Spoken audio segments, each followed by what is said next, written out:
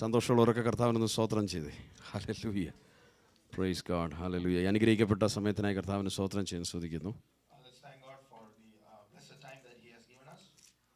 നമുക്കൊരു പ്രാവശ്യം കൂടെ കർത്താവിൻ്റെ പാദപീഠത്തിൽ ആയിരിക്കാൻ കർത്താവ് ഇങ്ങനെ അവസരം തന്നതോർത്ത് ദൈവത്തിന് സ്തോത്രം ചെയ്യാൻ സ്തുതിക്കുന്നു. Our Lord has given us this opportunity to be in His presence, in His feet. നമുക്ക് നമ്മുടെ ആയുസ്സിൽ ഒരു ദിവസം കൂടെ കർത്താവ് ഇങ്ങനെ ദാനമായി തന്നതോർത്ത് കർത്താവിന് ഞാൻ നന്ദിയോടെ സ്തോത്രം ചെയ്യുന്നു.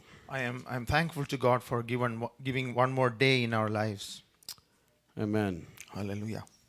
ഒരു വേദഭാഗം വായിച്ച് നമുക്ക് മുമ്പോട്ട് പോകാം. Let us read എല്ലാവരും ശ്രദ്ധിച്ച് കേൾക്കണം. ഇതിപ്പോൾ കിട്ടിയൊരു വാക്യമാണ്. എസ്രായുടെ പുസ്തകം 9-ാം അധ്യായം 4-ാം വാക്യം. The book of Ezra 9:4. The book of Ezra, chapter 9, verses 4. വായിച്ചായിട്ട് somebody can read, and let me read it in English. Everyone who trembled at the words of the God of Israel gathered around me because of the unfaithfulness of the exiles while I sat devastated until the evening offering. പ്രവാസികളുടെ അകൃത്യം നിമിത്തം ഇസ്രായേലിൻ ദൈവത്തിൻ്റെ വചനത്തിങ്കൽ വിറയ്ക്കുന്നവരൊക്കെയും എൻ്റെ അടുക്കൽ വന്നുകൂടി. എന്നാൽ ഞാൻ സന്ധ്യായാഗം വരെ സ്തംഭിച്ച് കുത്തിയിരുന്നു. Nehemiah chapter 8. Turn our attention to Nehemiah chapter 8.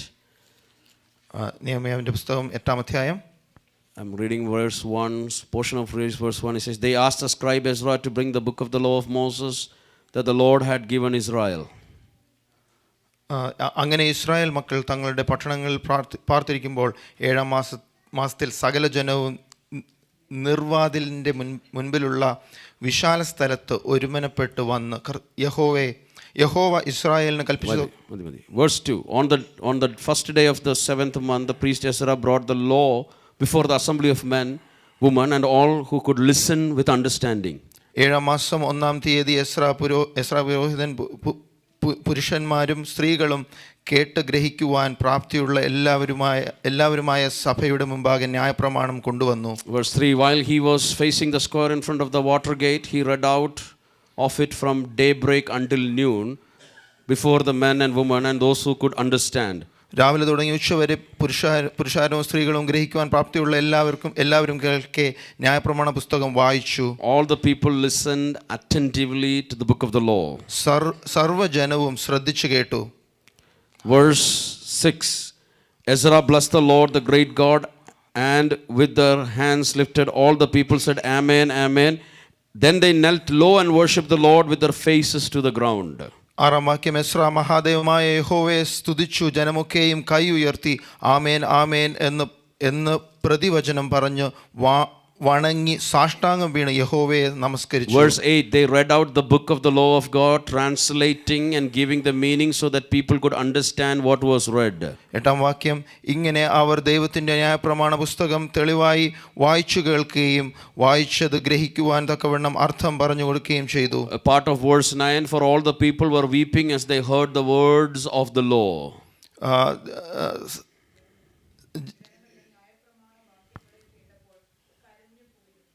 Yes, they cried. ജനം ന്യായപ്രമാണ വാക്യം കേട്ടപ്പോൾ കരഞ്ഞു പോയിരുന്നു. Verse 18. Ezra read out the book of the law of God every day from the first day to the last. The Israelites celebrate the festival for 7 days. ആദ്യ ദിവസം മുതൽ അവസാന ദിവസം വരെ അവർ ദിവസേന ദൈവത്തിന്റെ ന്യായപ്രമാണ പുസ്തകം വായിച്ച് കേൾപ്പിച്ചു. I thank God that we have the Bible. ഈ ദൈവവചനം നമ്മുടെ കയ്യിലുള്ളതിനെ ഓർത്ത് ഞാൻ ദൈവത്തെ സ്തുതിക്കുന്നു. Last week I was in some places where I could understand how blessed we are to have the Bible with us. കഴിഞ്ഞ ആഴ്ച ഞാൻ ചില സ്ഥലങ്ങളിൽ യാത്ര ചെയ്തപ്പോൾ എനിക്ക് മനസ്സിലായി നാം എത്ര അനുഗ്രഹീതരാണ് ഈ വേദപുസ്തകം നമ്മുടെ കരങ്ങളിലുള്ളത്. I don't think you will we can actually understand the full extent of it. അതിൻ്റെ പൂർണ്ണതയോടുകൂടി മനസ്സിലാക്കാൻ കഴിയുമോ എന്ന് എനിക്കറിയില്ല.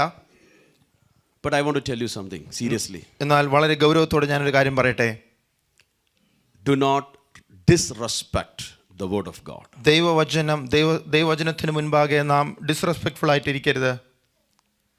What are some of the proof that we are disrespectful in front of the word of God? നാം ബഹുമാനമില്ലാത്തവരായിരിക്കുന്നതിനുള്ള തെളിവ് എന്താണ്?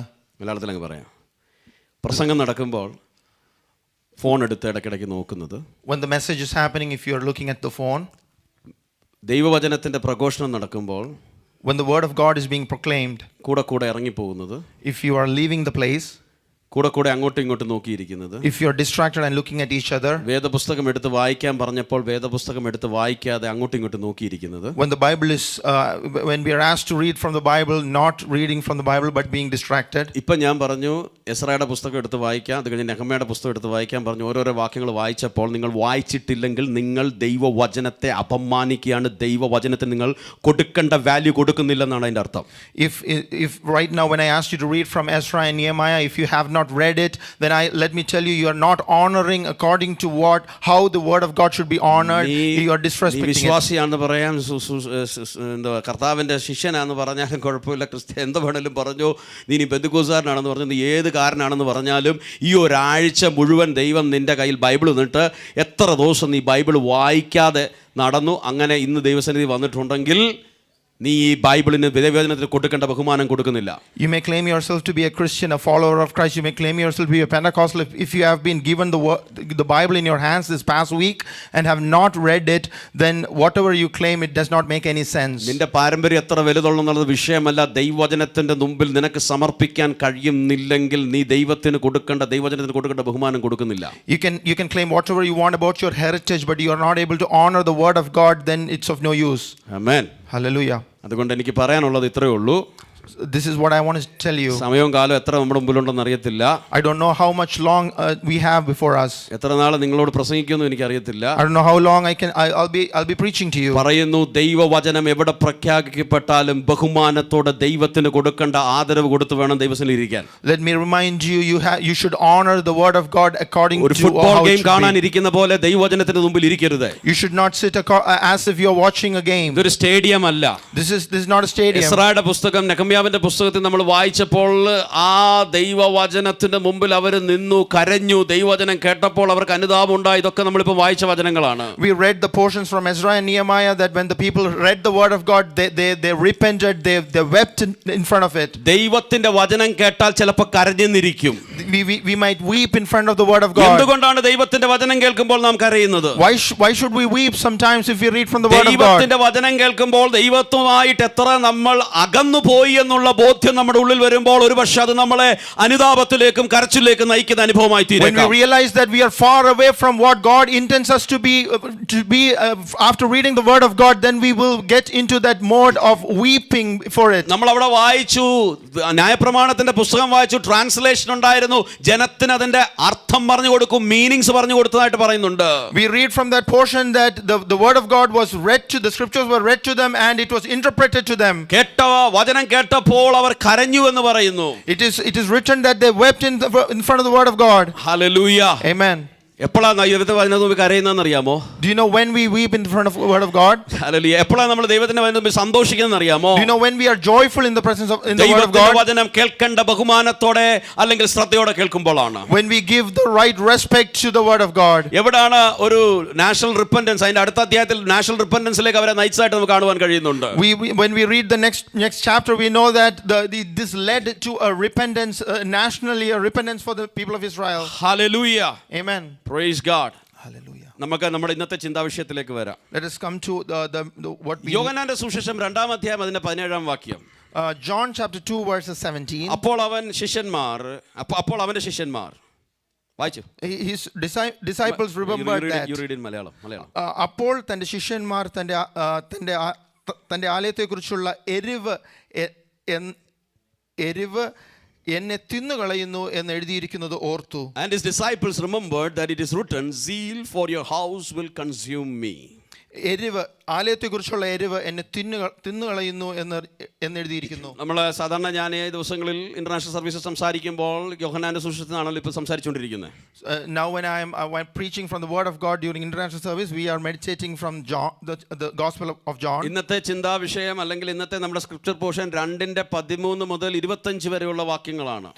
Today our scripture portion for today is from chapter 2 verses 13 onwards. യേശു ദേവാലയത്തെ ശുദ്ധീകരിക്കുന്നതിനെ പറ്റിയാണ്. The main main topic is about Jesus cleansing the temple. ഇന്ന് പകൽ ഞാൻ നിങ്ങളോട് സംസാരിക്കാൻ ആഗ്രഹിക്കുന്നത് ദൈവത്തിന്റെ ആലയത്തെ പറ്റിയുള്ള എരിവിനെ പറ്റിയാണ്. Today I want to talk to you about the zeal towards the temple of God. എരിവ് കൂടാതെ എരിവിനെ പറ്റി സംസാരിക്കാൻ പറ്റാത്തതുകൊണ്ട് ഇച്ചിരി എരിവ് കൂടിയാൽ നിങ്ങൾ എന്നോട് ക്ഷമിക്കണം. I cannot when I'm speaking about zeal I have to be zealous, so please come along with me. വാഴ്ത്തപ്പെട്ട കർത്താവ് ചെയ്ത ചാട്ടവാറിട്ട് അടിച്ചെന്നും പിന്നെ പല കാര്യങ്ങളാണ് അവിടെ എഴുതിയിരിക്കുന്നത്. അതുകൊണ്ട് ഇച്ചിരി യേശുവിന് എരിവ് ഇച്ചിരി കൂടുതലായിരുന്നു. അതുകൊണ്ട് ഈ മെസ്സേജ് പറയുമ്പോൾ അല്പം എരിവ് കൂടിയാൽ നിങ്ങൾ ക്ഷമിക്കണം. Our blessed Christ, he took a whip and cleansed the temple, so the message will also in that be in that Yeshu manner. കർത്താവിന്റെ പരസ്യ ശുശ്രൂഷ പബ്ലിക് മിനിസ്ട്രി സ്റ്റാർട്ട് ചെയ്യുന്ന സമയമാണിത്. This is the time when the public ministry of Jesus Christ Yeshu started. ശിഷ്യന്മാരെ വിളിച്ചു.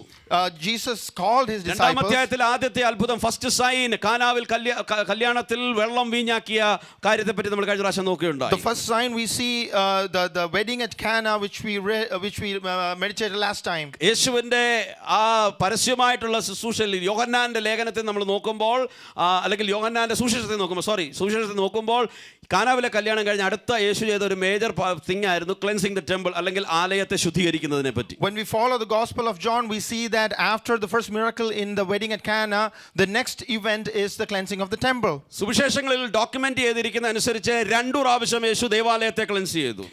If you research the Gospels, we see that there are 2 times when Jesus cleansed the temple. 2 incident. ഒന്ന് യേശുവിന്റെ ശുശ്രൂഷയുടെ ആരംഭഘട്ടത്തിൽ.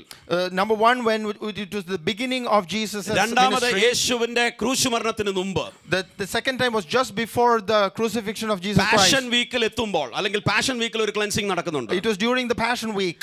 ആദ്യത്തെ cleansing ആണ് ഇന്ന് നമ്മൾ വായിച്ച ആ പോർഷനിലുള്ള ക്ലെൻസിംഗ്.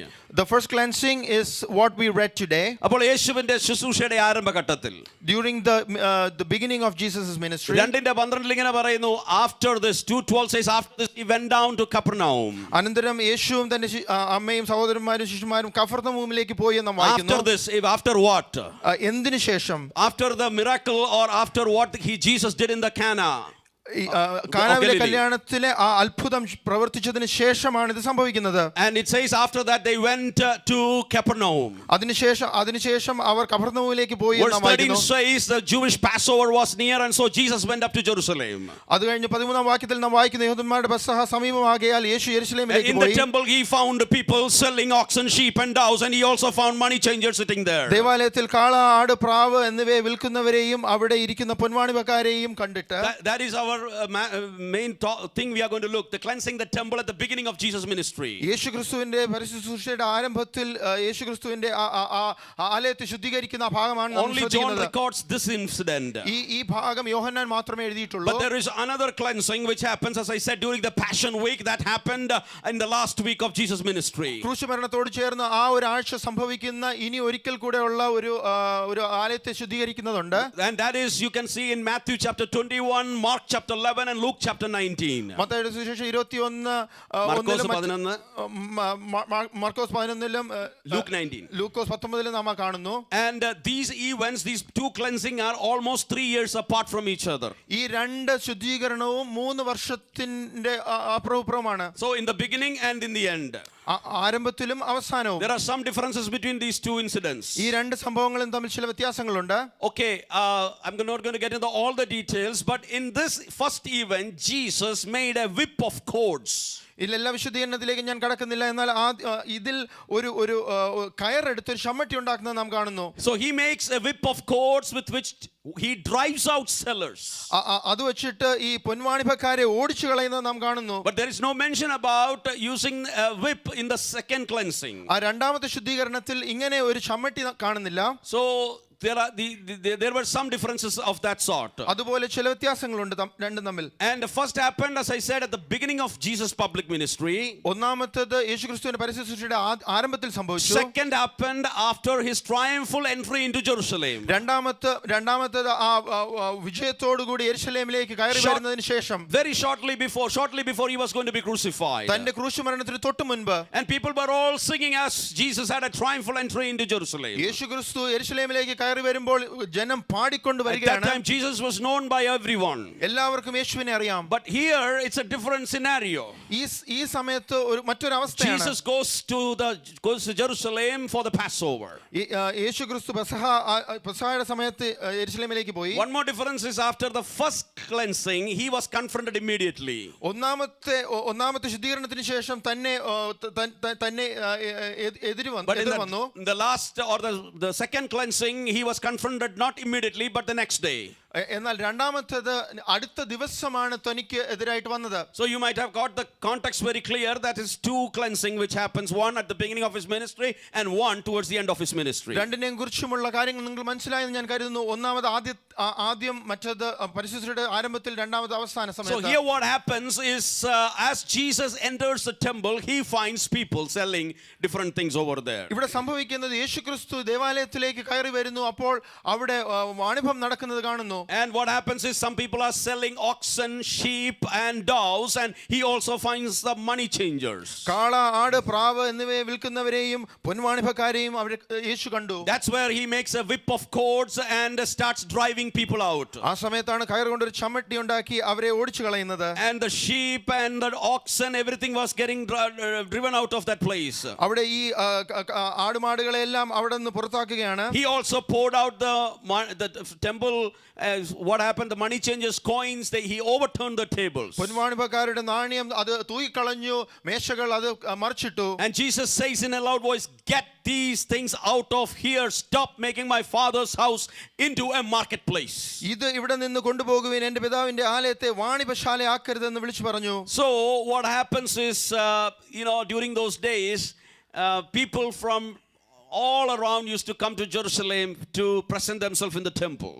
ആ കാലഘട്ടത്തിൽ ആ ദേശത്തുള്ളവരൊക്കെയും അവർ യാഗം കഴിക്കുവാനും മറ്റുമായി യെരുശലേമിൽ ദേവാലയത്തിൽ വന്നു.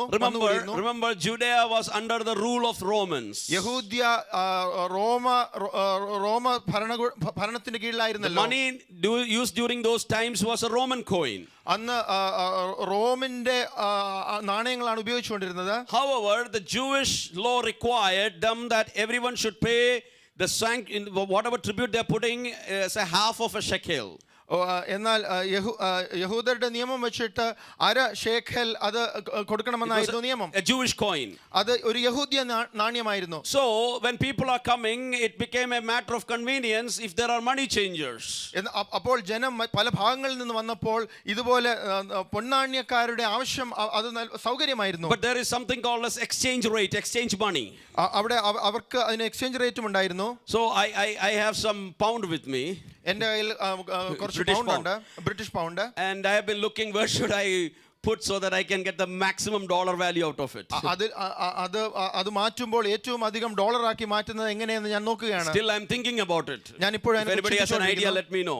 ആർക്കെങ്കിലും അതിനെക്കുറിച്ച് അറിയാമെങ്കിൽ പറയണം. Because if you just do it at airport or some other place, they charge you way more than the actual rate is.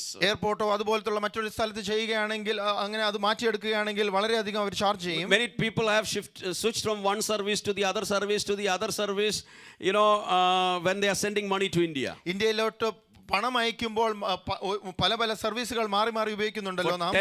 10 paisa, 20 paisa, we move from one service to another. ഒരു ഡോളറിന് 10-20 പൈസ മാറി കിട്ടിയാൽ നാം വേറൊരു കൂടുതൽ തരുന്നിടത്തേക്ക് പോകും. One place it's $80 rupees $1, and another place it says 80 rupees and 10 cents. We move there because we want to get maximum out of it.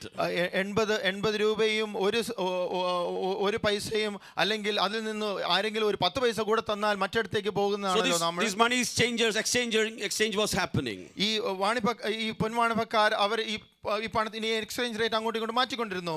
As people are coming to the temple, they were getting exploited. ഈ ദൈവാലയത്തിലേക്ക് വരുന്ന ഈ ജനം അവർ exploited ആയിരുന്നു. So thousands and people are coming to the temple.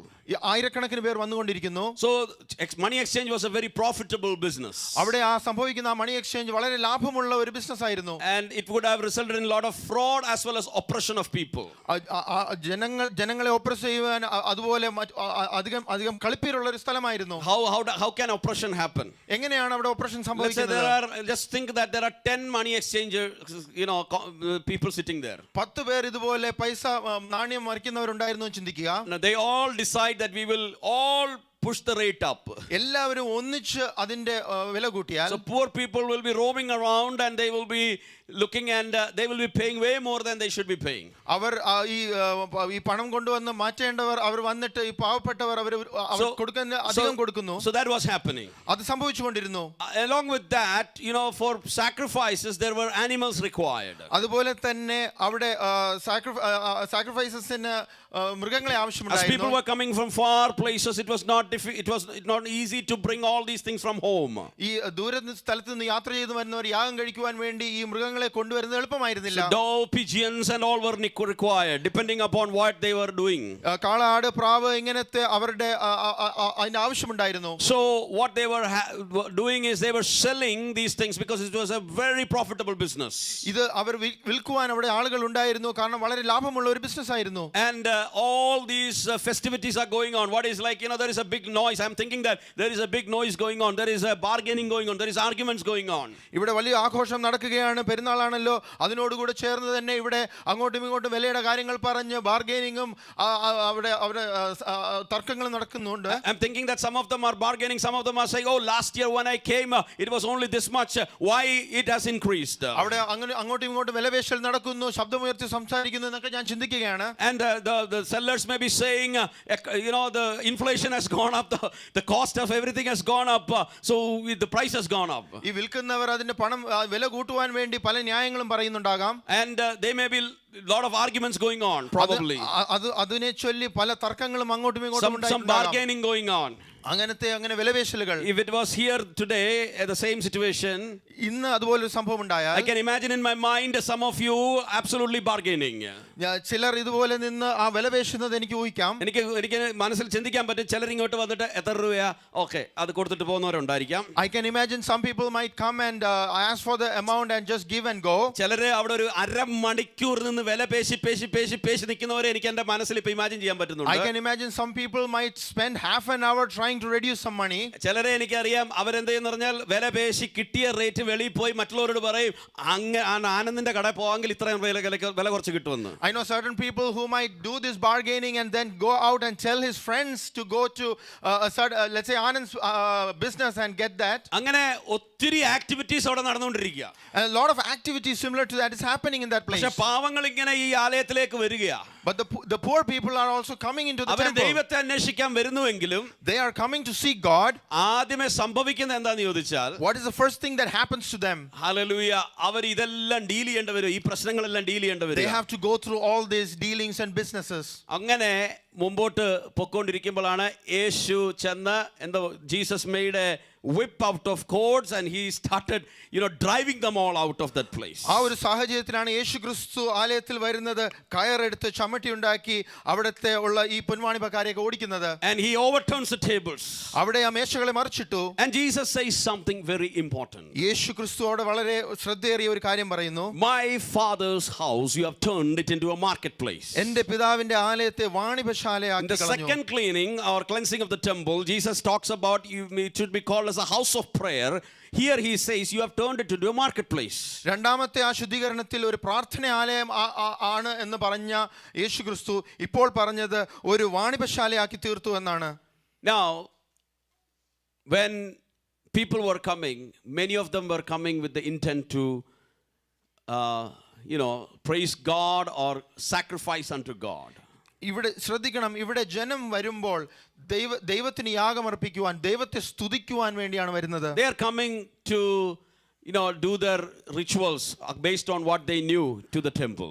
ന്യായപ്രമാണം അനുഷ്ഠിക്കുന്നതനുസരിച്ച് ദേവാലയത്തിൽ വന്ന് ചെയ്യേണ്ട ക്രമങ്ങൾ ക്രമമായി ചെയ്യുവാൻ വേണ്ടി അവർ വരുന്നു. But there were a lot of hindrances before they can actually reach the place they are supposed to reach. എന്നാൽ അവർ വരുന്ന ആ ഉദ്ദേശം അത് ചെയ്യുന്നതിന് മുൻപ് അനേകം തടസ്സങ്ങൾ.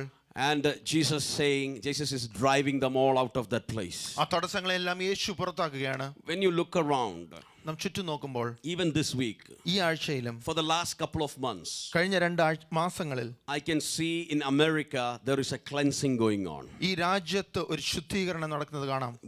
Week after week, a cleansing is happening, not in small places only, but in big places. ആഴ്ചതോറും ആ ശുദ്ധീകരണം ചെറിയ സ്ഥലങ്ങളിൽ മാത്രമല്ല വലിയ സ്ഥലങ്ങളിൽ സംഭവിക്കുന്നത് നാം Some of കാണുന്നു. you may understand what I am saying. ചിലർക്ക് ഞാൻ പറയുന്നത് മനസ്സിലാകുമായിരിക്കും. There is a cleansing going on. ഒരു ശുദ്ധീകരണം നടക്കുന്നു. God is preparing His church for something amazing. ഒരു വലിയ കാര്യത്തിനു വേണ്ടി ദൈവം തന്റെ സഭയെ ഒരുക്കിക്കൊണ്ടിരിക്കുന്നു. He is cleansing, He is purifying, He is refining His church for His purpose. ഒരു ശുദ്ധീകരണം ഈ ദൈവസഭയിൽ ദൈവം ചെയ്തുകൊണ്ടിരിക്കുന്നു. And He is cleansing and taking out some of the weeds out of the place. ഈ സഭയിൽ ഉള്ള ചില കളകളെ പറിച്ചു കളഞ്ഞുകൊണ്ടിരിക്കുന്നു. Okay, ആ ട്രാൻസ്ലേഷൻ തെറ്റിപ്പോയി. ഈ സഭയല്ല, പൊതുവിൽ ദൈവത്തിന്റെ സഭ. നീ തെറ്റിദ്ധരിക്കെല്ലാരും. പൊതുവിൽ, commonly across the board, the body of Christ, that is happening. ഇത് സംഭവിച്ചുകൊണ്ടിരിക്കുന്നത് ആഗോളതലത്തിൽ ദൈവസഭയിലാണ്. And it is happening in a powerful way. അത് വളരെ ശക്തിയോടുകൂടി നടക്കുന്നു. Now let me rephrase it. ഞാൻ മറിച്ച് പറയട്ടെ. I believe it can happen, or it will happen in our church also. നമ്മുടെ സഭയിലും അത് നടക്കുമെന്ന് ഞാൻ വിശ്വസിക്കുന്നു. Because when God's focus is shifted and it is taken by something else, I believe God is going to overturn the tables. ദൈവത്തിലുള്ള ശ്രദ്ധ അത് മാറുമ്പോൾ ദൈവം മേശകളെ മറിച്ചിടുന്ന ഒരു കാലം വരും. I believe there is going to be a driving out when Jesus is in His Father's business. യേശു തന്റെ പിതാവിന്റെ ശുശ്രൂഷയിൽ വരുമ്പോൾ ആ പുറത്താക്കി കളയുന്ന ഒരു അനുഭവം നമ്മൾ When Jesus comes to His Father's house, I believe there is going to be some cleansing happening. യേശു തന്റെ പിതാവിന്റെ ഭവനത്തിൽ വരുമ്പോൾ ഒരു ശുദ്ധീകരണം നടക്കും. It may disturb all the harmony and understanding which prevailed in that place, but still I believe when Jesus comes into the Father's house, there is going to be a cleansing happening. ആ ഒരു സ്ഥലത്തുണ്ടായിരുന്ന ആ ഒരു സാധാരണ ഒരു അതിന്റെ ഒരു പോക്കും അതിന്റെ വരവുകളും എല്ലാം ഒരു വ്യത്യാസം ഉണ്ടായിരിക്കും. യേശു ക്രിസ്തു വരുമ്പോൾ there will be some disturbances happening. ഒരു ചില പ്രയാസങ്ങൾ അവിടെയൊക്കെ ഉണ്ടാകും. There will be some shaking happening. കുറച്ച് ചില കുലുക്കങ്ങൾ ഉണ്ടാകും. There will be some driving out happening. പുറത്താക്കുന്ന അനുഭവങ്ങൾ ഉണ്ടാകും. There will be some tables which will be overturned. ചില മേശകൾ മറിച്ചിടുന്ന അനുഭവങ്ങൾ ഉണ്ടാകും. But I believe one thing. ഞാൻ വിശ്വസിക്കുന്നു. It will be for the good for the people. അത് ദൈവജനത്തിന് നന്മയ്ക്കായിരിക്കും. It will be for the good of the common people and the poor people. അത് പാവപ്പെട്ടവർക്ക് അതൊരു ഗുണമുള്ളതായിരിക്കും. It will be good for the true seekers of Jesus. യേശുവിനെ അന്വേഷിക്കുന്നവർക്ക് അത് നന്മയ്ക്കായി തീരും. And Jesus said in the later cleansing that it is a house of prayer. Here He says, why did you convert my Father's house into a marketplace? രണ്ടാമത്തേതിൽ പ്രാർത്ഥനാലയം എന്നാണ് യേശുക്രിസ്തു പറഞ്ഞത്. ഇവിടെ പറയുന്നത് എന്തുകൊണ്ട് ഇതിനെ ഒരു പൊൻവാണിഭക്കാരുടെ സ്ഥലമാക്കി മാറ്റി, വാണിഭശാലയാക്കി. So Jesus was cleansing the temple. യേശുക്രിസ്തു ദേവാലയം ശുദ്ധീകരിക്കുകയാണ്. Now when I said some statements few moments before, ചില നിമിഷങ്ങൾക്ക് മുമ്പ് ഞാൻ പറഞ്ഞ വാക്കുകൾ, you may wonder how is that related to our cleansing. നമ്മുടെ ശുദ്ധീകരണവുമായിട്ട് ഇത് എങ്ങനെ ബന്ധപ്പെടുത്താം? When you come to 1 Corinthians chapter 3 and verse 16, 1 കൊരിന്ത്യർ 3:16, what does it say? Don't you know that you are God's temple and that the Spirit of God lives in you? 1 കൊരിന്ത്യർ 3:16 നിങ്ങൾ ദൈവത്തിന്റെ മന്ദിരമെന്നും ദൈവത്തിന്റെ ആത്മാവ് നിങ്ങളിൽ വസിക്കുന്നുവെന്നും അറിയുന്നില്ലയോ? Now many times we think this is about individual person only. പലപ്പോഴും നാം ചിന്തിക്കുന്നത് ഇത് ഓരോ വ്യക്തികൾക്കും വേണ്ടിയാണെന്ന്. But Paul is addressing the church. പൗലോസ് ഇവിടെ സഭയോടാണ് ഇത് പറയുന്നത്. When I studied, it says that the root word is a plural word, meaning it's a group, it's not individual alone. ഇവിടെ പൗലോസ് ഉപയോഗിച്ചിരുന്ന മൂലപദം അതൊരു പ്ലൂറൽ വാക്കാണ്. അതൊരു കൂട്ടത്തിന് വേണ്ടി, കൂട്ടായ്മയോട് പറയുന്നത്. So the group of believers is a temple of God. ഒരു ബിലീവേഴ്സിന്റെ ഒരു ഗ്രൂപ്പിനെയാണ് ഇവിടെ പറയുന്നത്. ദൈവത്തിന്റെ മന്ദിരമെന്ന്. Temple of God, the spiritual temple of God. ദൈവസഭ ദൈവത്തിന്റെ മന്ദിരമാണ്. And the Spirit of the Lord lives in it. ദൈവത്തിന്റെ ആത്മാവ് നിങ്ങളിൽ വസിക്കുന്നു. And it says that if anyone destroys God's temple, God will destroy him. ദൈവത്തിന്റെ മന്ദിരത്തെ നശിപ്പിക്കുന്നവനെ ദൈവം നശിപ്പിക്കും. For God's temple temple is holy, and that is what you are. ദൈവത്തിന്റെ മന്ദിരം വിശുദ്ധമല്ലോ, നിങ്ങളും അങ്ങനെ തന്നെ. You are holy. നിങ്ങളും വിശുദ്ധരാണ്. God's temple is holy. ദൈവത്തിന്റെ മന്ദിരം വിശുദ്ധമാണ്. People who are called out for a purpose, ecclesia or the church of God is holy. ഒരു ഉദ്ദേശത്തിന്, ഒരു പ്രത്യേക ഉദ്ദേശത്തിന് വേണ്ടി വിളിച്ചു വേർപെട്ട ദൈവത്തിന്റെ സഭ വിശുദ്ധമാണ്. And when tainting happens, when something unwanted happens, Jesus cleanses the temple. ആ ദൈവാലയത്തിന്, ആ ദൈവത്തിന്റെ മന്ദിരത്തിന് എന്തെങ്കിലും മ്ലേച്ഛതകൾ വരുമ്പോൾ യേശു ക്രിസ്തു അതിനെ It ശുദ്ധീകരിക്കും. also has to do with our personal holiness also. നമ്മുടെ ഓരോരുത്തരുടെയും ജീവിതത്തിന്റെ വിശുദ്ധിക്കും അത് നമ്മൾ മനസ്സിലാക്കണം. I have encountered this question so many times in my life. ഈ ചോദ്യം ഞാൻ പലപ്പോഴും കേട്ടിട്ടുണ്ട്. In fact last Saturday in one of the youth meetings I was ministering, I had an open forum for Q&A for a long time. There were about, I think, 35 questions came, and some of those questions centered around this central question. കഴിഞ്ഞ ശനിയാഴ്ചയും ഇതുപോലെ ഒരു question answer session യവനക്കാരുടെ ഇടയിൽ ചെയ്തപ്പോൾ ഇങ്ങനത്തെ ഈ ഒരു ചോദ്യം തന്നെ വന്നുകൊണ്ടിരുന്നു. Or many of those questions will come down to this question. ഈ ഒരു ചോദ്യത്തിലേക്ക് പല ചോദ്യങ്ങളും എത്തിച്ചേരും. If church and people of God are God's people, they are believers, why does unwanted things happens in churches? സഭയും ദൈവജനവും ദൈവത്തിനുള്ളതാണ്, ദൈവത്തിന്റെ മന്ദിരമാണ് എങ്കിൽ, വിശുദ്ധമാണെങ്കിൽ എന്തുകൊണ്ട് സഭകൾക്കുള്ളിൽ why there is a danger of sin within the church? സഭയ്ക്കുള്ളിൽ എന്തുകൊണ്ട് പാപം വരുന്നു? Why there is a danger of conflicts within churches? എന്തുകൊണ്ട് സഭയ്ക്കുള്ളിൽ Why വഴക്കുണ്ടാകുന്നു? spiritual people behave not spiritually? ആത്മീയരായ മനുഷ്യർ എന്തുകൊണ്ട് അനാത്മീയരായി നടക്കുന്നു? I have a very simple answer to that question. അതിന് ഞാനൊരു ഉത്തരം പറയട്ടെ. Everyone are sinners saved by the grace of God. എല്ലാവരും പാപികളാണ്, ദൈവത്തിന്റെ യേശുവിന്റെ കൃപയാൽ നാം In the book രക്ഷിക്കപ്പെട്ടു. of Proverbs there is a verse which says like this: if the stable is empty, there will not be any trash over there. There will not be dirty. സദൃശവാക്യത്തിൽ ഇങ്ങനെയാണല്ലോ നാം വായിക്കുന്നത്, കാളകൾ കിടക്കേണ്ടടുത്ത് അത് ഒഴിഞ്ഞു കിടക്കുന്നുവെങ്കിൽ അവിടെ അഴുക്കുണ്ടാകുകയില്ല. But when there are animals inside, there will be cleansing needed.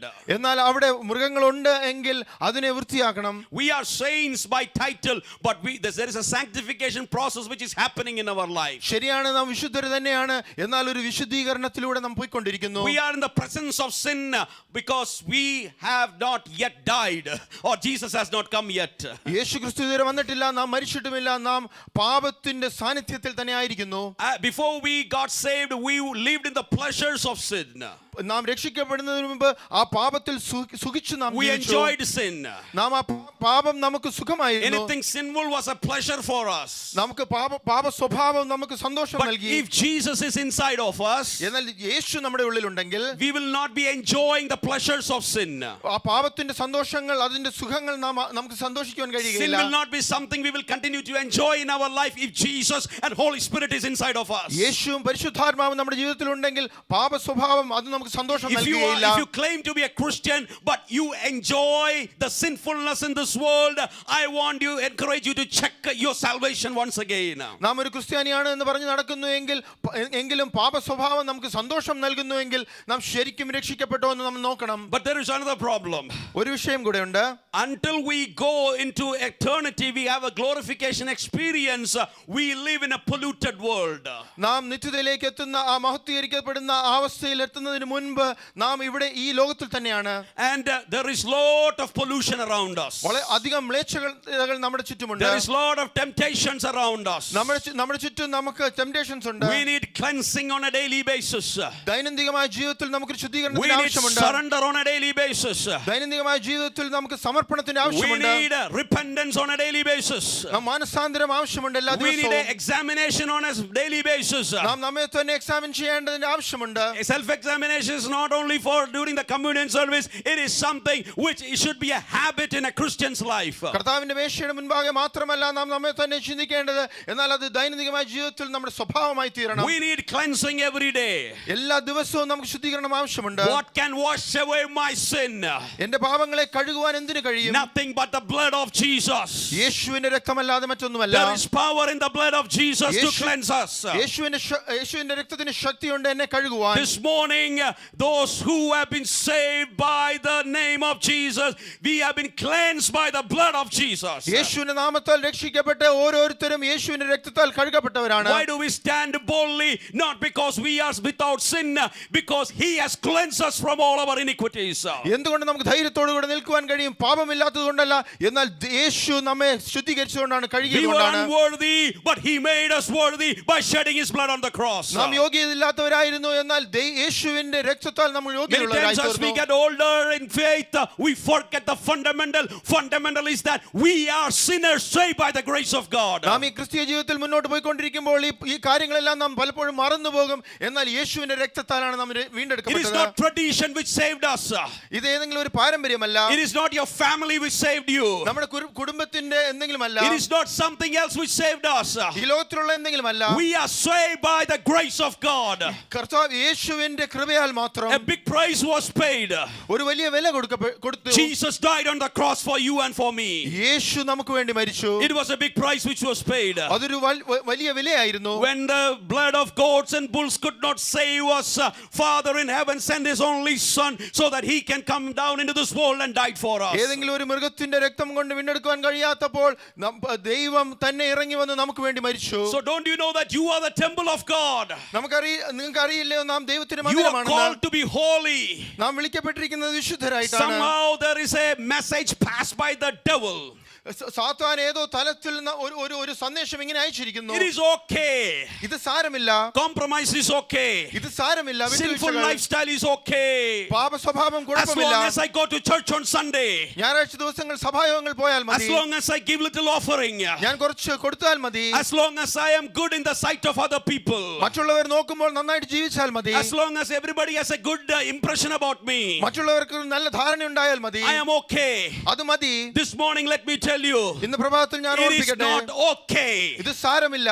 People may be okay. God is not okay. മനുഷ്യർക്ക് ഇത് സാരമില്ലായിരിക്കും, എന്നാൽ ദൈവത്തിന് അങ്ങനെയല്ല. Jesus did not die in vain. He died so that he can make you holy. നാം വെറുതെ ജീവിക്കുവാൻ വേണ്ടിയല്ല യേശുക്രിസ്തു നമുക്ക് വേണ്ടി മരിച്ചത്, എന്നാൽ നമ്മെ ശുദ്ധീകരിക്കുവാൻ വേണ്ടി. Hallelujah. Amen. That's why he does cleansing. അതുകൊണ്ടാണ് യേശു നമ്മെ ശുദ്ധീകരിക്കുന്നത്. He does cleansing sometimes. Yeshu ശുദ്ധീകരിക്കും. Hallelujah. But many times we are not willing to, hallelujah, go through his process of cleansing. എന്നാൽ പലപ്പോഴും ആ യേശു നമ്മെ ശുദ്ധീകരിക്കുന്ന ആ പ്രക്രിയയിലൂടെ പോകുവാൻ നമുക്ക് താല്പര്യമില്ല. So Jesus cleansed this once. ഈ ഒരിക്കൽ യേശു ശുദ്ധീകരിച്ചു. And I think as soon as Jesus left, Yeshu പോയതോടെ people took all the tables back and put it back. ആ മേശകളെല്ലാം അവർ തിരിച്ചെടുത്ത് വെച്ചു. All the animals were brought back. ആ മൃഗങ്ങളെല്ലാം അവർ തിരിച്ചു കൊണ്ടുവന്നു. Things came back to normal. എല്ലാം സാധാരണ പോലെയാക്കി. See, Jesus comes, visits. യേശു വരും, യേശു സന്ദർശിക്കും. And he gives us an opportunity. യേശു നമുക്കൊരു അവസരം തരും. And if we go back and do not understand his love, why he visited us, എന്തിന് യേശു വന്നു, യേശുവിന്റെ സ്നേഹം നമ്മെ സന്ദർശിച്ചപ്പോൾ മനസ്സിലാക്കിയില്ല എങ്കിൽ we are going to be at loss. നാം അത് പഴയ ജീവിതത്തിലേക്ക് മടങ്ങിപ്പോയാൽ നാം നഷ്ടപ്പെടും. Let me quickly go forward. It says that then the disciples remembered that it is written, zeal for your house will consume me. ഞാൻ മുൻപോട്ട് പോകട്ടെ. അടുത്ത് എഴുതിയിരിക്കുന്നത് ശിഷ്യന്മാർ അപ്പോൾ മനസ്സിലാക്കി തന്റെ ആലയത്തെക്കുറിച്ചുള്ള എരിവ് എന്നെ തിന്നുകളയുന്നു എന്ന് അവർ മനസ്സിലാക്കി. It says passion for God's house. ആലയത്തെക്കുറിച്ചുള്ള എരിവ്, the passion or the zeal for God's house moved Jesus to take a stand against the exploitation which was happening over there. ദൈവാലയത്തെക്കുറിച്ചുള്ള എരിവ് അവിടെയുള്ള നടക്കുന്ന മറ്റ് കാര്യങ്ങൾക്ക് എതിരായി ഒരു ചുവട് വെക്കുവാൻ യേശുവിനെ പ്രേരിപ്പിച്ചു. It says the zeal for the house will consume.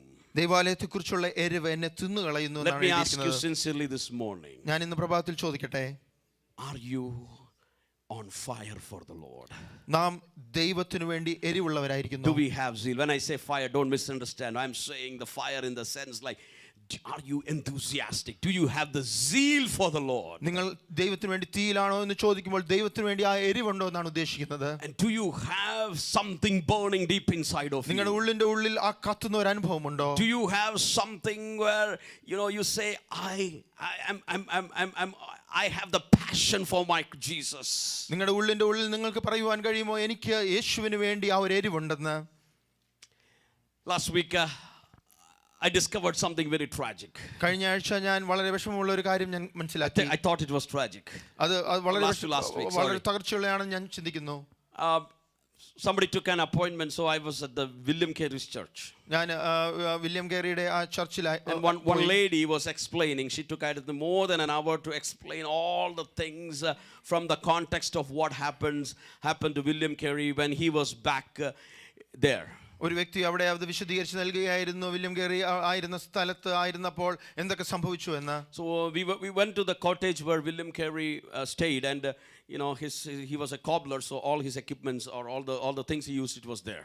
William കേറി ആയിരുന്ന ആ വീട്ടിൽ ഞങ്ങൾ പോയി സന്ദർശിച്ചു. ഞാനൊരു ചെരുപ്പൂത്തിയായിരുന്നല്ലോ, അതിന്റെ കാര്യങ്ങളെല്ലാം കണ്ടു. So this lady told that the seventh generation, I think it's the seventh generation, a grandson or the seventh generation, somebody came to visit them few months ago, and there's an 8-year-old boy.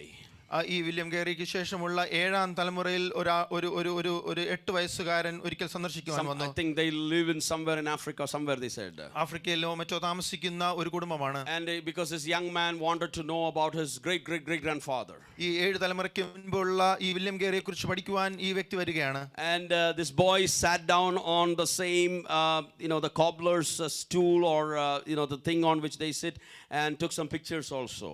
ഈ 7 വയസ്സുകാരൻ ഈ സ്ഥലത്തൊക്കെ വന്നിരുന്ന് താൻ ചിത്രങ്ങൾ എടുത്തു. And this lady was telling that it was cool to see the 7th generation sitting on the same place where the great grandpa sat and did the work. ഞങ്ങൾക്ക് വിശദീകരിച്ചു തന്ന ആ വ്യക്തി പറയുകയായിരുന്നു, ഇത് വളരെ രസകരമായിരുന്നു. ഈ 8 വയസ്സുകാരൻ 7 തലമുറയ്ക്ക് ശേഷം തന്റെ ഈ വില്യം കേറി ഇരുന്ന അതേ സ്ഥലത്ത് ഇരിക്കുന്നത്. So he wanted to know more about the great grandpa. William കേറിയെ കുറിച്ച് കൂടുതൽ പഠിക്കുവാൻ താൻ ആഗ്രഹിച്ചു. And he was surprised by a lot of things he heard about William Carey. William കേറിയെ കുറിച്ച് പറഞ്ഞ പല കാര്യങ്ങളും ഓർത്ത് തനിക്ക് അതിശയം തോന്നി. And finally she said one more thing. ഈ വ്യക്തി ഒരു കാര്യം കൂടെ പറഞ്ഞു. Unfortunately, I don't think he knows Jesus or they have any connection with Christianity. ഇത് വളരെ വിഷമമുള്ള കാര്യമാണ്. ഇവർക്ക് യേശു ക്രിസ്തുവിനെ അറിയാമെന്നോ യേശു ക്രിസ്തുവിന്റെ യാതൊരു ബന്ധവുമുണ്ടെന്ന് തോന്നുന്നില്ല. I was really shocked. I said, are you serious? You're saying that he doesn't know Jesus? He doesn't know anything about Christianity? എനിക്ക് വലിയ അത്ഭുതമായി പോയി. ഈ വില്യം കേറിക്ക് ശേഷം 7 തലമുറക്കാരനായിട്ടുള്ള ഈ കുടുംബം ഇവർക്ക് യേശുവിനെ അറിയില്ല എന്നോ? The 7th generation of the father of modern missions doesn't know Jesus. Modern മിഷൻസിന്റെ പിതാവ് എന്നറിയപ്പെടുന്ന വില്യം കേറിക്ക് ശേഷം 7ാം തലമുറക്കാർ. Somewhere something got missed out. എവിടെയോ എന്തോ തെറ്റുപറ്റി. Let me ask you again, do we have the zeal and passion for God? ഞാൻ ഒരിക്കൽ കൂടെ ആ ചോദ്യം ചോദിക്കട്ടെ, ദൈവത്തിന് വേണ്ടി ആ എരിവ് നമുക്കുണ്ടോ? Or somewhere the fire has gone out? ആ തീ എവിടെയെങ്കിലും വെച്ച് അണഞ്ഞു പോയോ?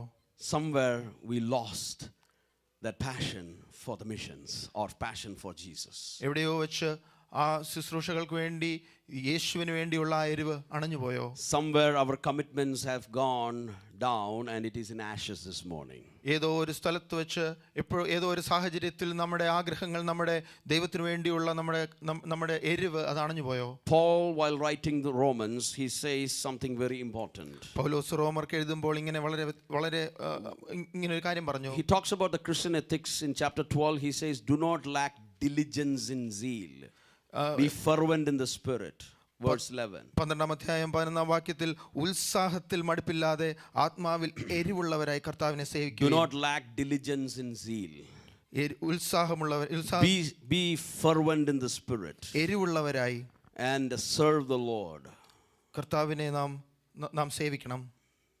Are we sleeping today or are we awake today? നാം ഉറക്കത്തിലായിരിക്കുന്നോ നാം ഉണർവുള്ളവരായിരിക്കുന്നോ? Where are we this morning? നാം ഏത് തലത്തിലായിരിക്കുന്നു ഇന്ന്? The zeal, the passion, is it still there or is it not there? ആ ഉത്സാഹവും ആ എരിവും അത് ഇന്നും നമ്മളിലുണ്ടോ? I could see that William Carey had a great zeal through all the things I saw over there, and what an impact he made. നമുക്ക് ചരിത്രത്തിൽ നിന്നറിയാം William കേറിക്ക് ഉണ്ടായിരുന്ന ആ ഉത്സാഹവും എരിവും എന്തുമാത്രമായിരുന്നു, അതിനുള്ള ഇമ്പാക്റ്റ് എത്രയായിരുന്നു. We have one life. നമുക്കൊരു ജീവിതം മാത്രമേ ഉള്ളൂ. Then we become history. അത് കഴിഞ്ഞ് നാം ചരിത്രമായി തീരും. What will be written about us in the history is based on what we do today, not after we die. ചരിത്രത്തിൽ നാം നമ്മെക്കുറിച്ച് എന്ത് എഴുതുന്നു എന്നുള്ളത് നാം ജീവിച്ചിരിക്കുമ്പോൾ എന്ത് ചെയ്തു എന്നുള്ളതാണ്. Our reward is not based on how we answer after we die.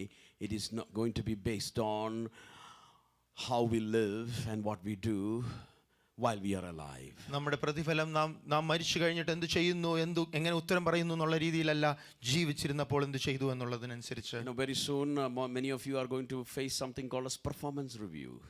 Yearly performance review. ഇവിടെ ഇരിക്കുന്ന പലരും ആ ഇയർലി പെർഫോമൻസ് റിവ്യൂ നാം ചെയ്യുന്നവരാണല്ലോ. And sometimes many times our bonus, promotion, lot of things are attached to that performance review. നമ്മുടെ ബോണസും പ്രൊമോഷനും എല്ലാം അതുമായി ചേർന്നിരിക്കുന്നു. Some people are very good at writing stuff. ചിലർ അത് എഴുതുവാൻ വളരെ വളരെ മിടുക്കുള്ളവരാണ്. By writing they will get the full bonus. ആ എഴുത്തിൽ തന്നെ അവരത് വാങ്ങിച്ചു. Some people are not good at that. ചിലർക്ക് എഴുതുവാൻ കഴിയില്ലായിരിക്കും. A good manager will be able to identify what is fake and what is true. എന്നാൽ ഒരു നല്ല മാനേജർക്ക് ആ എഴുത്തും ആ പ്രവൃത്തിയും തിരിച്ചറിയാൻ കഴിയും. The performance reviews will not be based on how good, writing matters, but not fully based on what is written, but it will be based on what was the reality. ഒരു നല്ലൊരു മാനേജർ ഉണ്ടെങ്കിൽ നിങ്ങൾ ശരിക്കും എങ്ങനെ പ്രവർത്തിച്ചു എന്നതിനനുസരിച്ചായിരിക്കും നിങ്ങൾക്ക് പ്രതിഫലം ലഭിക്കുന്നത്. Now imagine our God, who is he? നമ്മുടെ ദൈവം ആരാണ്? He knows everything. എല്ലാം അറിയുന്ന നമ്മുടെ ദൈവം. He knows everything. ദൈവത്തിന് എല്ലാം അറിയാം. നമ്മുടെ കുറവുകേടുകൾ അവൻ അറിയാം. God knows our shortcomings. നമ്മുടെ താഴ്ചയും വീഴ്ചയും എല്ലാം അവൻ അറിയാം. God knows our weaknesses, where we അവന്റെ fell. സന്നിധിയിൽ പോയി കഴിയുമ്പോൾ, when we reach at his presence, അവന്റെ മുമ്പിൽ നിൽക്കുമ്പോൾ, when we are standing in front of him, വാക്കുകൾ കൊണ്ട് നമുക്കൊന്നും ഡിഫെൻഡ് ചെയ്യാൻ ഒക്കത്തില്ല. we cannot defend ourselves with our words. ഇപ്പം എൻ്റെ അടുക്കൽ ഈ സഹോദരൻ വന്നിട്ട് എന്തെങ്കിലും എന്നോട് ചോദിക്കാന്ന് വെച്ചോ, if this brother comes and asks me something, എനിക്ക് അതിന് തെറ്റ് പറ്റിയതാണ്, എൻ്റെ എന്തോ ഒരു തെറ്റുണ്ടെന്ന് വെച്ചോ, let's say I made സമ്മതിക്കാൻ എനിക്ക് മനസ്സില്ലെങ്കിൽ, and if I am not able to acknowledge that, വാക്കുകൾ പറഞ്ഞു ഉരുട്ടിപ്പരട്ടി എനിക്ക് നിൽക്കാൻ ഒരു പക്ഷേ കഴിഞ്ഞേക്കാം. I may be able to stand before him by my words. അഗ്നിജ്വാലയ്ക്കൊത്ത കണ്ണുള്ളവൻ, അവന്റെ മുമ്പിൽ ഒന്നും മറഞ്ഞിരിക്കുന്നില്ല, അവൻ നമ്മളെ ഉള്ളതുപോലെ അറിയുന്നവനാണ്. Our God with flaming eyes, nothing is hidden in front of him. He knows every ounce of us. അവിടെ പോയി എ എന്ന് പറയേണ്ടി വരും, ബി എന്നും പറയേണ്ടി വരും. We have to say what is exactly as it is. ഓറഞ്ചിനെ ഓറഞ്ച് എന്നും പറയേണ്ടി വരും, ആപ്പിളിനെ ആപ്പിൾ എന്നും പറയേണ്ടി വരും. We have to say orange as orange and apple as apple. അവിടെ പറ്റിക്കാൻ ആർക്കും പറ്റത്തില്ല. We will not able to cheat our God. അതുകൊണ്ട് ഇന്ന് രാവിലെ സ്നേഹത്തിന്റെ ആത്മാവിൽ ഒരിക്കൽ കൂടെ ചോദിക്കുന്നു, നിങ്ങളുടെ മനസ്സിൽ ദൈവത്തിനെ കുറിച്ചുള്ള എരിവ് എങ്ങനെയാണ്? Today morning I am asking you in the language of love, how deep is the zeal for God? ആത്മാവിനെ കെടുത്തി കളഞ്ഞ അനുഭവങ്ങൾ ജീവിതത്തിലുണ്ടോ? Do you have the experience where you have quenched the spirit? So it says, do not lack diligence in zeal, be fervent in the spirit. ഇവിടെ ഇങ്ങനെയാണല്ലോ എഴുതിയിരിക്കുന്നത്, ഉത്സാഹത്തിൽ മടുപ്പില്ലാതെ ആത്മാവിൽ എരിവുള്ളവരായി കർത്താവിനെ സേവിക്കുകയും. Let me come to a quick conclusion here. So they come and confront Jesus. As I said in the beginning, they confronted immediately. The Jews confronted Jesus immediately. അവിടെ യഹൂദന്മാർ യേശുവിനെ ഉടനെ തന്നെ നേരിടുകയാണ്. What sign will you show us for doing these things? നിനക്ക് ഇങ്ങനെ ചെയ്യാമെന്നുള്ളതിന് എന്ത് അടയാളം കാണിച്ചു തരും? Jesus says, destroy the temple and I will raise up in 3 days. യേശുവിന്റെ മറുപടി ഇതാണ്, ഈ മന്ദിരം പൊളിക്കുവിൻ, ഞാൻ 3 ദിവസത്തിനകം അതിനെ പണിതുതരാം. The people said, it took 46 years to build the temple and you are going to raise that in 3 days. യഹൂദന്മാർ പറയുന്നത് മന്ദിരം 46 സംവത്സരം കൊണ്ടാണ് പണിതത്. But Jesus was talking about his body. 3 ദിവസം കൊണ്ട് എങ്ങനെ നീ ചെയ്യും? യേശു എന്നാൽ തന്റെ After his resurrection, disciples understood. At that time they did not understand. After that they remembered what the Lord had said. എന്നാൽ യേശു മരിച്ചവരിൽ നിന്ന് ഉയർത്തതിനു ശേഷം ശിഷ്യന്മാർ അത് ഓർത്തു. It led them to believe the scripture and the statement Jesus had made. യേശു പറഞ്ഞ വചനവും തിരുവെഴുത്തുകളും അവർ വിശ്വസിച്ചു. Jesus said, I will rise on the 3rd day. This temple, Jesus was focusing on the temple, which is his body. യേശു ക്രിസ്തു അവിടെ ഇതിനെ പൊളിച്ച് പണിയുമെന്ന് പറഞ്ഞ തന്റെ ശരീരത്തെ കുറിച്ചാണ്. And then there is I wish I could speak more about it, but let me quickly move forward, because Jesus was talking about his death and his resurrection. യേശു അവിടെ സംസാരിച്ചത് തന്റെ മരണത്തെയും പുനരുത്ഥാനത്തെയും But കുറിച്ചായിരുന്നു. there is something important in the next place, next verses. അടുത്ത് വരുന്ന വാക്യങ്ങളിൽ വളരെ While he was in Jerusalem during the Passover festival, പെസഹ പെരുന്നാളിൽ യെരൂശലേമിൽ ഇരിക്കുമ്പോൾ many believed in his name. യേശു ചെയ്ത അടയാളം കണ്ട അനേകർ അവനെ Yeah, because he was doing a lot of signs over there. അവിടെ താൻ അടയാളങ്ങൾ ചെയ്തുകൊണ്ടിരുന്നതുകൊണ്ട്. But Jesus would not entrust himself to them. യേശു എല്ലാവരെയും അറിയുകൊണ്ട് തന്നെ താൻ അവരുടെ പക്കൽ വിശ്വസിച്ചില്ല. Since he knew them all. യേശു അവരെ അറിയുക കൊണ്ട്. And he did not need anyone to testify about man. മനുഷ്യൻ തന്നെ സാക്ഷീകരിക്കേണ്ടതിന്റെ ആവശ്യമില്ലായിരുന്നു. For he himself knew what was in a man. മനുഷ്യനുള്ളത് എന്ത് എന്ന് സ്വതവേ അറിഞ്ഞിരിക്കയാൽ തന്നെ. So Jesus was not entrusting, giving up himself to anybody because he knew everything. യേശു അവരുടെ പക്കൽ വിശ്വസിച്ചേൽപ്പിച്ചില്ല. യേശുവിനെല്ലാം അറിയാമായിരുന്നു. And it says that because of all the miraculous signs which were happening, അവിടെ സംഭവിച്ച ആ അടയാളങ്ങൾ കാരണം കണ്ടിട്ട്, and because of all those things they were trusting him. അതുകൊണ്ട് ജനം യേശുവിൽ വിശ്വസിച്ചു. But he would not entrust himself. എന്നാൽ യേശു അവരുടെ പക്കൽ വിശ്വസിച്ചേൽപ്പിച്ചില്ല. Because he knew what was in a man. കാരണം മനുഷ്യനുള്ളത് എന്തെന്ന് യേശുവിന് അറിയാമായിരുന്നു. He knew, he did not heed to the testimony of man. മനുഷ്യന്റെ സാക്ഷ്യം യേശുവിന് ആവശ്യമില്ലായിരുന്നു. God doesn't need anybody's testimony. ആർക്കും ദൈവത്തിന് ആരുടെയും സാക്ഷ്യം ആവശ്യമില്ല. God doesn't need anyone to testify for you or me. നമുക്ക് വേണ്ടി ഒരു സാക്ഷ്യം പറയേണ്ടത് ദൈവത്തിന് ആവശ്യമില്ല. Because he knows everything. കാരണം ദൈവത്തിനെല്ലാം അറിയാം. He knows the realities. ദൈവത്തിന് സാക്ഷാൽ സത്യം എന്തെന്നറിയാം. Nothing is hidden from him. ഒന്നും യേശുവിന് മറവായിരിക്കുന്നില്ലല്ലോ. He knew every single moment. ദൈവത്തിന് എല്ലാം അറിയാം. We cannot take couple of people in a gang and go and tell God, ask these people. രണ്ടോ മൂന്നോ പേരെ വിളിച്ചുകൊണ്ട് ദൈവത്തിന്റെ അടുക്കൽ മുമ്പ് നിർത്തിയിട്ട് ഇവരോട് ചോദിക്കൂ എന്ന് പറയേണ്ട ആവശ്യമില്ല. What man sees is outside, but what God sees is inside. മനുഷ്യൻ കാണുന്നത് പുറമേയുള്ളത്, എന്നാൽ ദൈവം ഉള്ളിലുള്ളത് കാണുന്നു. He knows what is inside. ഹൃദയങ്ങളുടെ ഉള്ളിൽ എന്തെന്ന് ദൈവത്തിന് അറിയാം. This morning let me ask you, ഇന്ന് പ്രഭാതത്തിൽ ഞാൻ നിങ്ങളോട് how many of ചോദിക്കട്ടെ, you need a cleansing in our life? എത്ര പേർക്ക് ഒരു വിശുദ്ധീകരണത്തിന് ആവശ്യമുണ്ട്? How many of you say yes, this has become a marketplace? എത്ര പേർക്ക് മനസ്സിലാകും ഇത് ഒരു വാണിഭശാലയായി തീർന്നുവെന്ന്? There are a lot of unwanted things happening in this temple. ഈ ആലയത്തിൽ ആവശ്യമില്ലാത്ത അനേകം കാര്യങ്ങൾ സംഭവിക്കുന്നു. Bible also tells that you are the temple of the living God. വചനം നമ്മെ പഠിപ്പിക്കുന്നത് ജീവനുള്ള ദൈവത്തിന്റെ മന്ദിരമാണ് നാം. In other places it talks about keeping this temple clean. ഇവിടെ ഈ മന്ദിരത്തെ ശുദ്ധിയോടുകൂടി സൂക്ഷിക്കുന്നതിനെ കുറിച്ച് വചനം This എഴുതിയിട്ടുണ്ടല്ലോ. morning how many of you will say I need a cleansing? എത്ര പേർ പറയും എനിക്കൊരു ശുദ്ധീകരണം ആവശ്യമുണ്ട്? Because there is no cleansing, there is no zeal. ആ ഒരു ശുദ്ധീകരണം ഇല്ലാത്തത് കൊണ്ട് എരിവ് അനുഭവിക്കുന്നില്ല. Many people were coming to the temple and they were all comfortable with whatever is happening over there. പലരും ഈ ദേവാലയത്തിൽ വന്നിട്ട് അവിടെ സംഭവിക്കുന്ന കാര്യങ്ങൾ കണ്ട് അതിൽ They got comfortable സന്തോഷിച്ചു. with the money exchangers. അതിലൊരു സുഖം അനുഭവിച്ചു മുന്നോട്ട് പോകുന്നു. They were okay with the people who were selling all these animals. അവിടെ ഈ വിൽക്കുന്നതും വാങ്ങുന്നതും കണ്ട് സാരമില്ല എന്ന് They were okay ചിന്തിക്കുന്നവർ, with the exploitations which were happening over there. അവിടെ പാവപ്പെട്ടവരെ അവരെ എക്സ്പ്ലോയിറ്റ് ചെയ്യുന്നത് കണ്ടിട്ട് സാരമില്ല എന്ന് They were ചിന്തിക്കുന്നവർ, fine with everything which was happening over അവിടെ there. സംഭവിക്കുന്നതെല്ലാം കണ്ടിട്ട് സാരമില്ല എന്ന് But പറയുന്നവർ. Jesus was not okay with that. എന്നാൽ യേശുവിന് അത് ഗൗരവമായിരുന്നു. Because zeal for the Father's house was consuming him. പിതാവിന്റെ ആ ആലയത്തെ കുറിച്ചുള്ള എരിവ് തന്നെ തിന്നുകളയുകയായിരുന്നു. And Jesus would not entrust himself to anyone. ആരിലും യേശു വിശ്വസിച്ചേൽപ്പിച്ചില്ല. This morning, the love of God is so big. ഇന്ന് പ്രഭാതത്തിൽ ദൈവത്തിന്റെ സ്നേഹം വളരെ വലുതാണ്. There is a time given in our life before everything ends.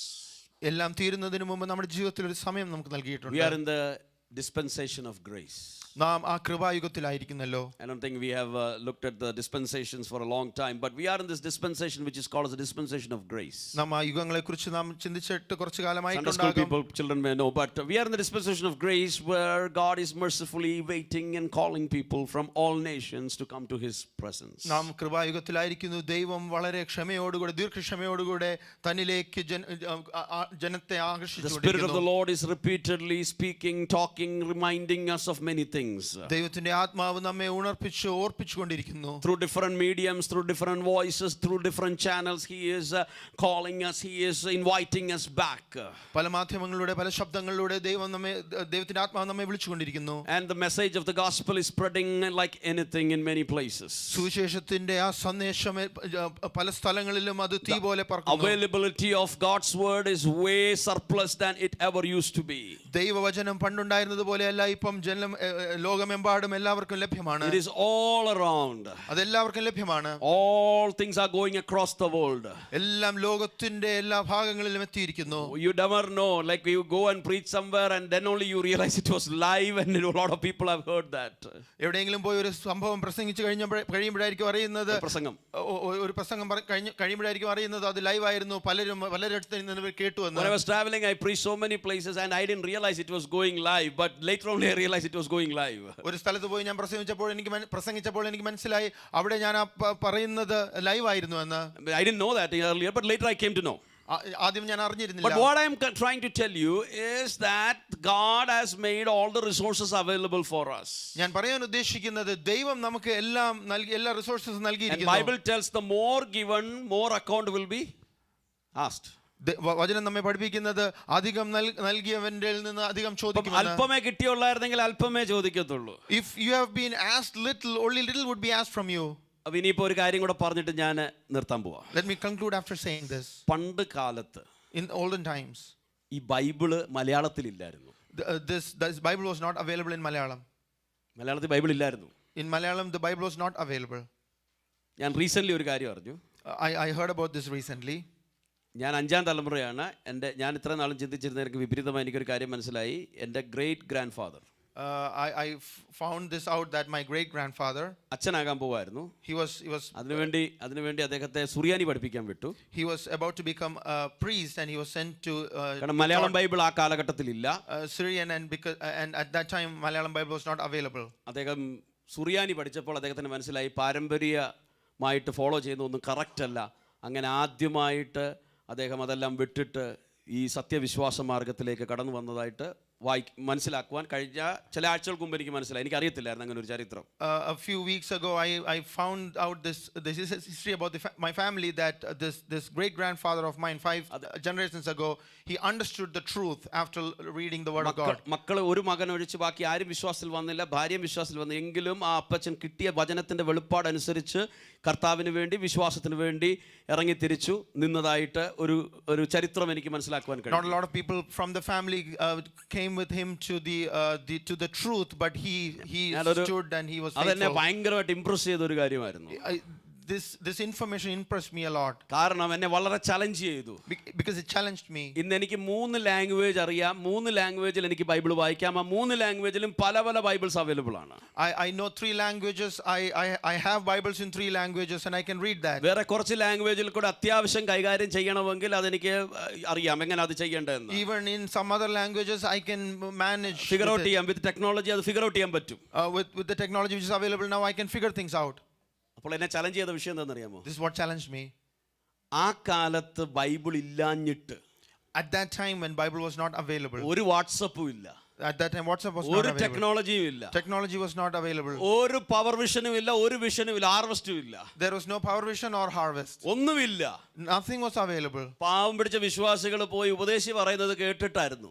The believers just listened to what the priest or the teacher, the preacher would preach. പക്ഷെ അതിരാവിലെ തിരുസന്നിധിയിൽ, but early in the morning in the presence of God, അവര് ദൈവമുഖം അന്വേഷിക്കുമായിരുന്നു. they seek the face of God. അവർക്ക് ഇതൊന്നും available അല്ലായിരുന്നു. All these things were not available to them. പക്ഷെ അവർക്ക് ഉപവാസം ഉണ്ടായിരുന്നു. But they had fasting. അവർക്ക് പ്രാർത്ഥന ഉണ്ടായിരുന്നു. They had praying. അവർക്ക് പലതും ഉണ്ടായിരുന്നു. They had many things.